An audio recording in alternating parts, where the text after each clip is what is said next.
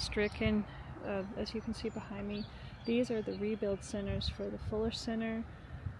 There's various condemned properties on this street. You're still seeing almost conditions similar to what it was 6 months ago. One of the houses behind me has been condemned property since October 2nd, which was a few days after the actual initial flooding itself. We're being told by the worker crews here in the back is that this whole area has reflooded because a natural spring opened from the shifting of the ground shifting after the flood occurred. So we're still seeing a lot of challenges with water even this long after the initial flood, and now also in this region incessant rains and storms continue to complicate these protracted rebuilding projects. I don't know, but I found something interesting. I don't know if it was serendipitous or I noticed a little piece of construction material in the shape of the United States among the rubble here. You can still see the remnants of a life of whoever lived here. I'm told there's no one left in these structures at the moment. I found a crayon here, manicure sets, just various bits of traces of a life of the person who used to be here. We've just been told that this whole street was flooded up to the ceilings, which these houses are not very large. They're single story, but just the fact is that the water had to be up at least 8 to 10 feet to almost completely cover these buildings and condemn them. My name is Lauren Dellinger. I am the founder of Divine Disaster Relief. We are here in Beacon Village in Swannanoa today with a homeowner, Michael. We are looking at a natural spring that just happened to pop up after the storm that is causing major flooding and slowing down the progress of Michael rebuilding his home. So we're meeting with a grading and excavation company to see how we can stop the spring from springing water. Yeah. Michael, you've been doing this for quite some time, trying to be able to find somebody to help with this issue. Yeah, since December 10th, I remember pretty specifically. Yeah. Basically, since then, if this pump isn't running, then all these backyards are like a giant lake. Then it definitely wasn't like that before the storm, so it seems related. It seems like it would have to be. But, yeah. It makes sense that it would be. So did it cause you like a lot of other challenges? I know it looks like it's damaged like the basements and places like that. Yeah, it really held up because the water was getting into my crawl space, so it really held up the rebuild for like months, like probably 2 or 3 months. Well, the flood alone, we were talking to Michael earlier, it was up to his roof. On this street, there were people that had their children up on the roofs, and that's how they were rescued. Didn't you jump off out your window? Yeah. We were in our attic, and then the water started sloshing up into the attic, and then we swam down through our kitchen into the mud room, and then sort of like a utility room, called it the mud room. Yeah, and then we swam through a window up and got up onto our roof. Myself, my partner Annie, and my son Tony. Wow, so you were there for a long time before, like, did rescue crews come, or did someone from the community, or? Yeah, someone from the community came. We were up there for about 3 hours. We had our pets in the attic, and so someone kayaked over with an axe, and I was able to cut a hole through the roof and get our pets out. And then they kayaked my son and then the dogs, and then my partner Annie, and then me, the kayak that over. The guy that like I was on a kayak with had never manned a kayak. It just floated up to him. Almost like a divine intervention. Yeah. Wow. So, what would you like anybody else like watching this at home just to know like that they could maybe do to help support people who are still having to deal? Like I know it's been almost 6 months now. Yeah, just we're still here. We're still dealing with this. I think it's, you know, a lot of people think of it as something that happened in September, but you know, it's been an ongoing thing for everyone here. And you know, there's all these sort of like after, like this, you know, like, you know, effects that linger for longer. You know, we're still here. We're still dealing with all this. It's not like a fixed. It's not a resolved situation. You know, we're running into various roadblocks of whether it be through different permitting or now issues with this, and also just there's a lot of organizations that have now left, but then there's organizations that are still here. And one thing that we're really trying to work together with other organizations that are doing good. Funding is always needed, especially with the government funding just not flowing like, you know, one would hope. And, you know, just trying to get volunteers, skilled volunteers to come out that have skilled sets. I know that it's, you know, about to be the summertime, and the weather will be on our side, so we'll be able to hopefully get a lot of volunteers to come in. Building supplies are always definitely needed. Gravel is a huge need, and heavy equipment as well.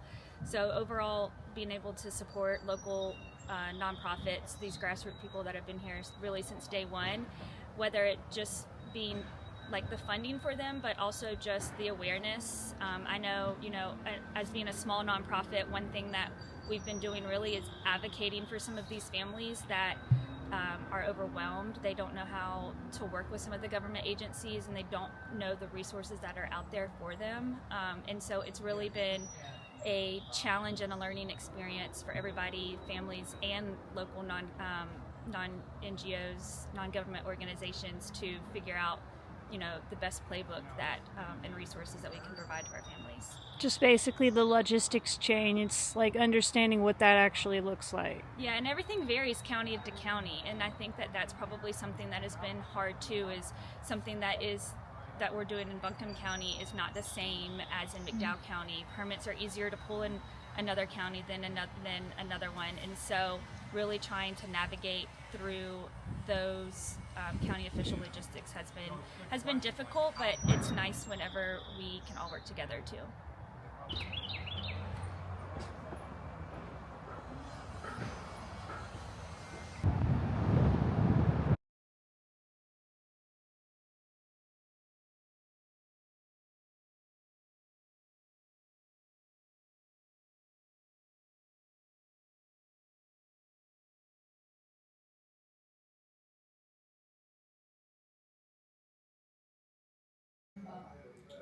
So my name is Cal Pettigrew. I'm with North Carolina Baptist on Mission. We're here in East Flat Rock, North Carolina, in Henderson County, working to rebuild homes damaged from Hurricane Helene.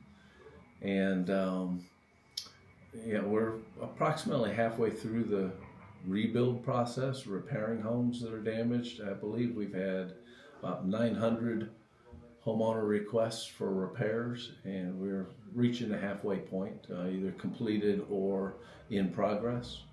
But so there's still a long ways to go. We work primarily through volunteers. We provide all the materials for these homes, and then the volunteers do the labor to repair these homes. Anything from insulation, sheetrock, minor wiring, minor plumbing, painting, flooring, cabinetry, roofing, things like that.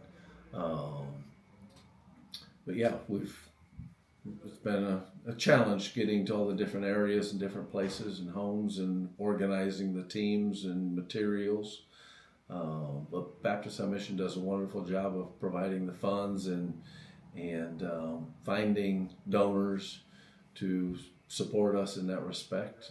So it's been just fantastic working with that.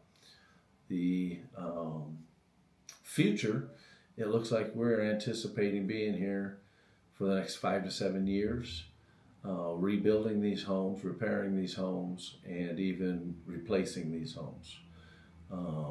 Our track record has been that we will go in and do repairs on anyone's home that has been damaged by the hurricane. We'll do those repairs, and then there are also times when the homes were beyond repair, damaged beyond repair, and so we will, in what we call phase 3, build new homes to replace those completely destroyed by the storm. That will be the long-term goal, and I believe we have close to 200 homes already on the books that need to be completely rebuilt.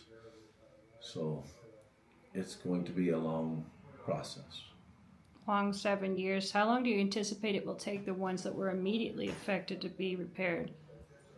Well, like I said, we're halfway through approximately, and we're 3 months into it. So we're looking at probably 6 to 9 months, and then there will still be homes, even when we start the new home building process, that someone will come and ask for repairs to be done. We have centers in the east coast of North Carolina that are still in operation from storms that happened back in 2016 and 2018, and they still occasionally get phone calls for repairs. All right, so basically this just kind of complicated the process that was already in place, from those other storms. This just kind of came down and resources had to go to that practically. Yeah, one of the big challenges here during the recovery aspect, which means the tear out, mold remediation, removing wet insulation, wet drywall, chainsaw work, tarping roofs, things like that.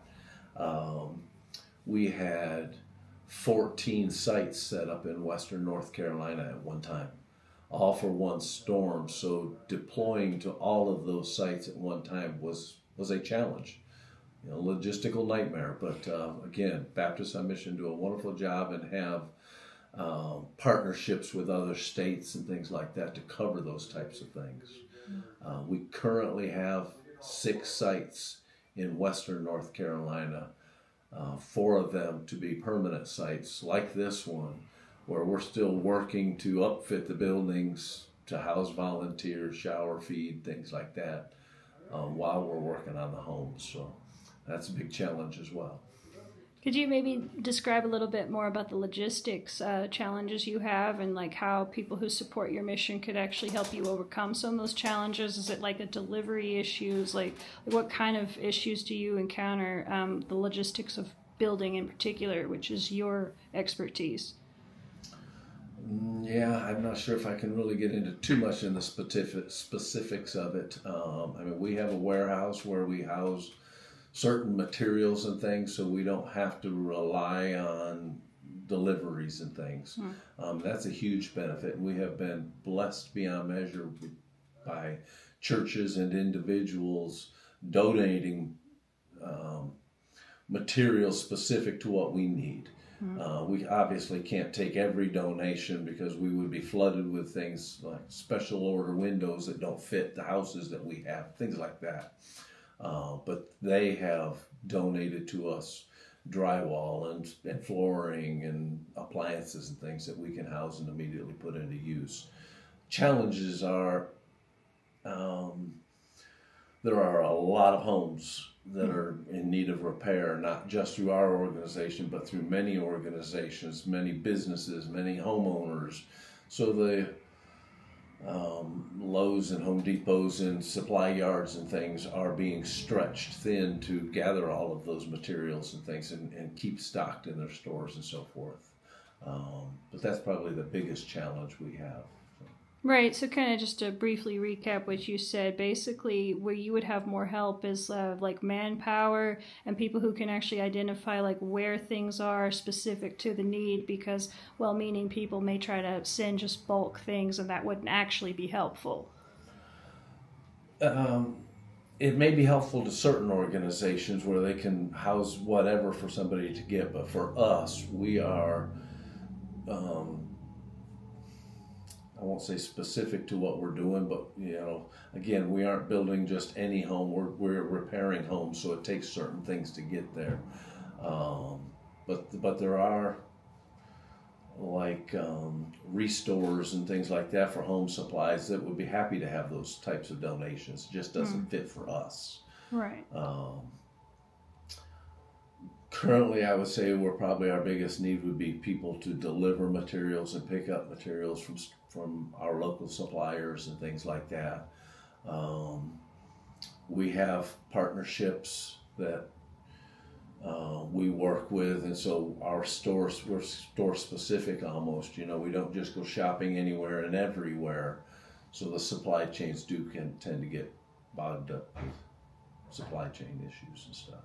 Right. So what's just as telling here is what's still here is what isn't here. Behind me you can see the back lot of a Walmart parking lot in a town called Arden. Directly following Hurricane Helene, this actually acted as a laundry and power charging station for this neighborhood. We're learning from survivors now that a lot of these power stations are still needed. There are still families in what we are calling the back 40 around here, or the bush, who still don't have power, are still living off of generators. People in underrepresented counties and communities like Transylvania, a township called Morganton, just to name a couple of specific examples. What we're learning from survivors turned volunteers, supporters of relocation, restoration, and supplies efforts is that only about 1/3 of the population here was actually represented by nonprofits and government organizations, and just the larger charity picture that was actually needed and is still needed at present day was never actually addressed in the first place. And the little portion that was on the receiving end of donations and volunteers and various other support methods was a tiny fraction of the people that were actually affected. Survivors turned volunteers believe that this is likely because the government itself never received adequate information to realize where these people are, and it's a lot because these people, the most affected people who remain in tents and remain in, some of them are in like makeshift shelters that wouldn't really even constitute tents or cabins or campers.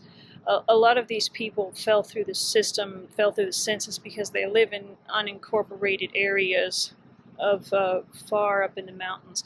I think an example would be if you, to other people throughout the rest of the country, if you're familiar with the terrain of places like Las Cruces, New Mexico, or if you're familiar with the terrain of parts of the Mojave in Arizona, the actual physical distance sometimes has little bearing on the accessibility of some of these places, and in Appalachia it's only compiled by the fact that only certain vehicles can reach certain areas, and some of these areas have been inhabited since this state became a state, which would have been in the late 18th century, and they've never really had very good highway systems in the first place.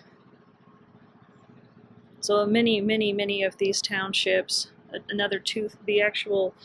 the whole picture, 2/3 are still in the dark, whereas the municipalities, such as places like this one, that were cared for and were accounted for, didn't receive adequate support. We liken it to, if I had to describe it in a way that would be like a physical analogy, it would imagine spreading a lot of frosting over a cake.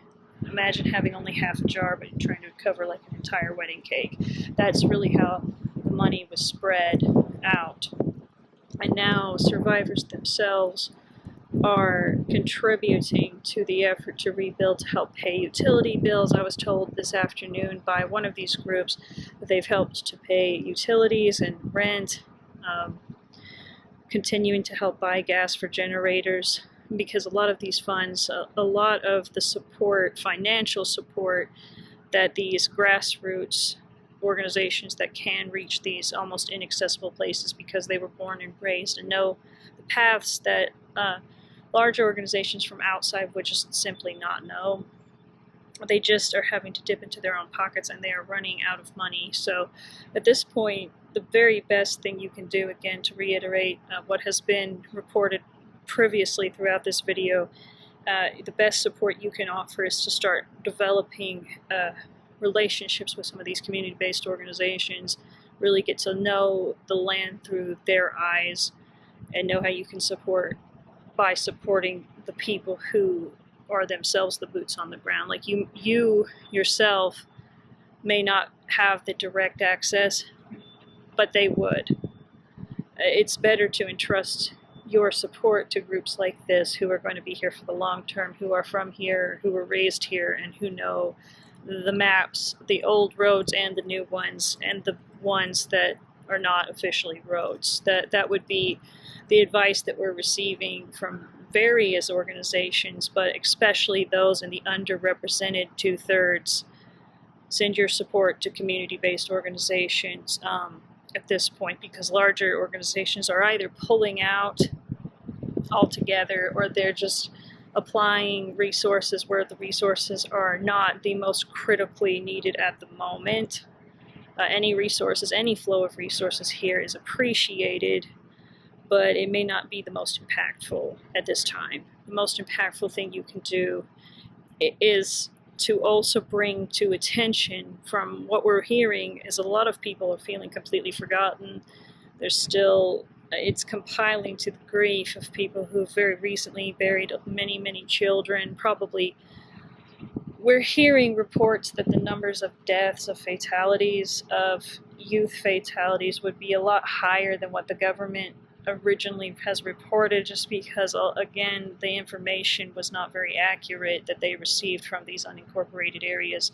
So there's a great deal of grief, there's a deal of anger, and with the recent message from the governor of the state that you should come visit here, if you do come to visit here, please come to volunteer and not just to observe.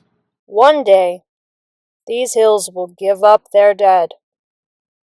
Appalachia believes it because it's easier to believe, for all her people have seen.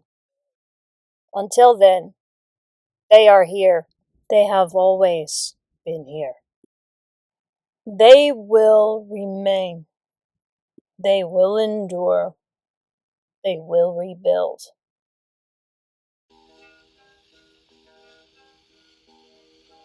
Way up yonder above the sky, a bluebird lives in a jaybird's eye. Buckeye Jim, you can't go. Go even spin, you can't go. Buckeye Jim. Way up yonder above the moon, a blue jay nest in a silver spoon. Buckeye Jim, you can't go. Go even spin, you can't go. Buckeye Jim.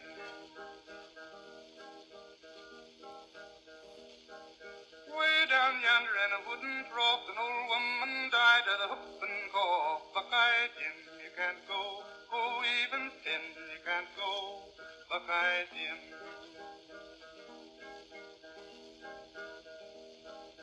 Way down yonder on a holler log, a redbird danced with a green bullfrog. Buckeye Jim, you can't go. Go even spin, you can't go. Buckeye Jim.